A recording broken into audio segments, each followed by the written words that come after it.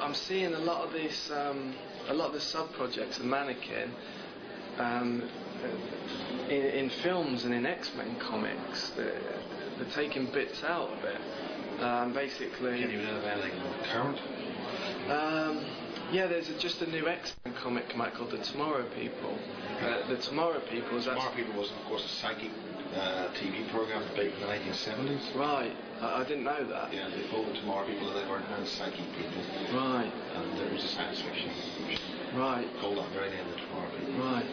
Because basically the Tomorrow People was the name of the project at the CLC-1 base underneath Westminster.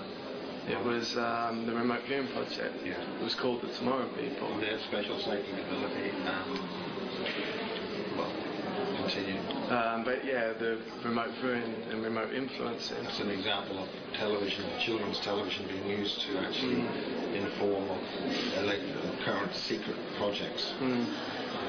There's no other way you can find that. Well, basically you've... I don't know whether it's part of a public education program to get people slowly desensitised to it, or possibly it's just an inside joke by the NSA. You know, they're saying, oh, you know, we're putting it right in your face what's going on. You're too dumb, you can't even notice. Yeah, I think it's more likely. I'd probably go with the latter. Yeah. But I mean, these NSA guys that have helped me.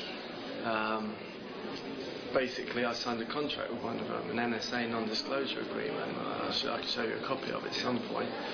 But on Section 5, it says any classified information that you're given, if you create any films or books, comics from it, you have to give a percentage to the National Security Agency. Oh, so they'll let you talk about it, provided they get a hand film.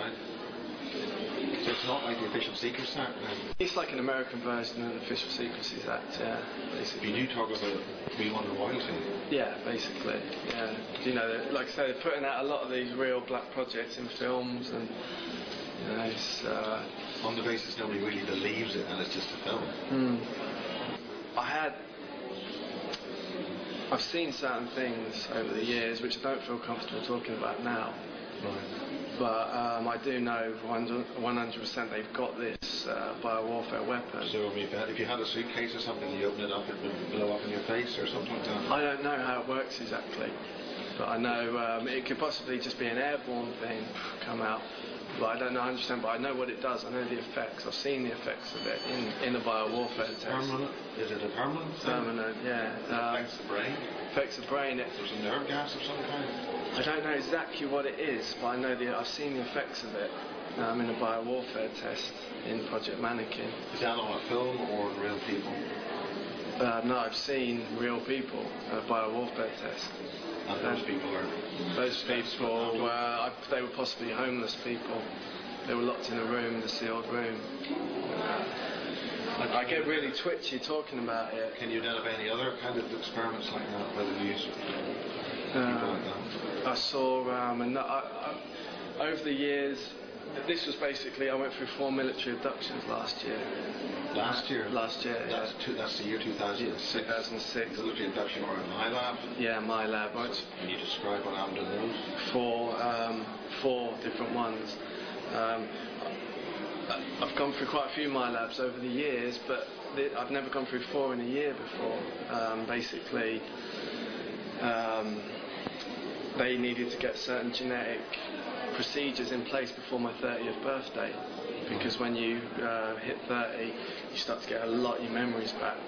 Right. I think neural pathways open up in the brain. So is that how you're able to talk about this now? Yeah, I still get really twitchy talking about things, certain things I've seen over the years. I think if you can concentrate on what you personally witnessed, that would be good. Okay. In one of the military abductions towards the end of 2006, what's actually happened, how I know some of the bases I was at. One of them was at the Monsoon 1 facility. Which one? Monsoon 1, below RAF Lacanau, it's about 9 miles of London. I was there in a place called the Proteus Labs. That's the Proteus Labs. That's what they're called. It's called Monsoon 1. Monsoon 1. Underneath RAF Lacanau, yeah. Basically, how I got to these places was because I'm implanted I'm still under a lot of mind control, but I can be triggered to do things, and I'll go and do it against my will, and I won't remember doing them afterwards. Yeah. So I have vague memories of it. Manchurian candidate? Yeah, that's what Project Mannequin is, to create Manchurian candidates. Yeah. So basically... what kind of implant are you talking about? Are you talking about these little tiny things? Or? Cranial implants. I've got one little implant here on the back, one on the right hand side. There's actually a wire. It's a copper wire that goes around, connects to an implant there. Right. Got your teeth? No, it's actually next to my jaw there. Right.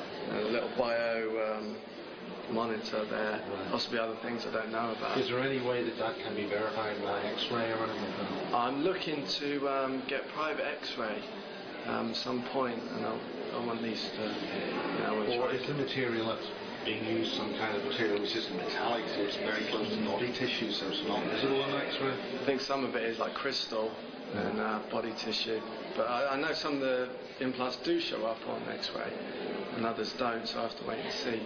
Well, I was getting a few years back, I was getting really bad nosebleeds and intense headaches that were ruining my life. I couldn't watch TV, and I was actually had to sit in a dark room every night for about 3 months at night because light would hurt my eyes. And, is that like the shingles effect that hurts your eyes? Yeah, it was a nightmare. I felt like kind of drills were going into my eyes. It was like ruining my life. Some real heavy painkillers. And basically, I went for an X-ray, but they wouldn't show me the results of it. And then after that, this plastic material came out my nose, and I was blowing it. Yeah. It stayed there, but then it disintegrated a couple of days later. But it was like hard plastic, and once that came out, the pain, the pressure went. But I mean, possibly where this stuff is happening, these procedures are taking place, is, for instance, the Proteus labs, the genetics labs on Deep Monsoon 1. Basically, what happened at the end of 2006, this is around August, it was the latter part of August. Something happened at the beginning of August as well, but I'll concentrate on this. Fell asleep at 2:30 in the morning.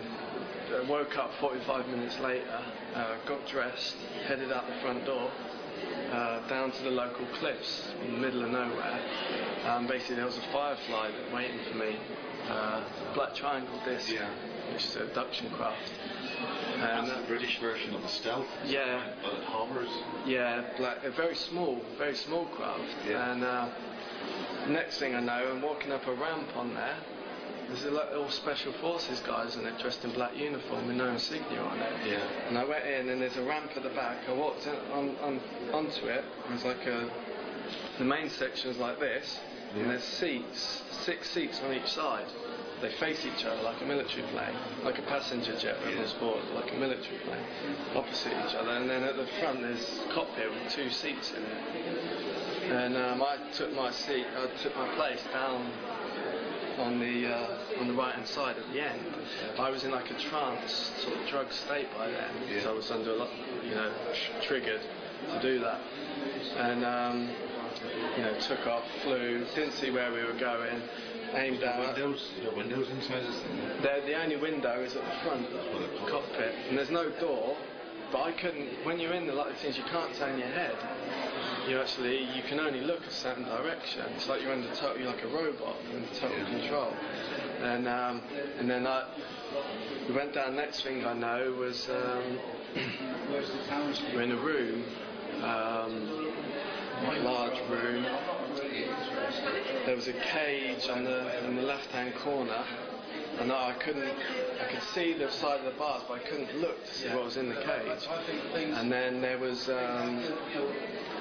basically there was a door there and a door there.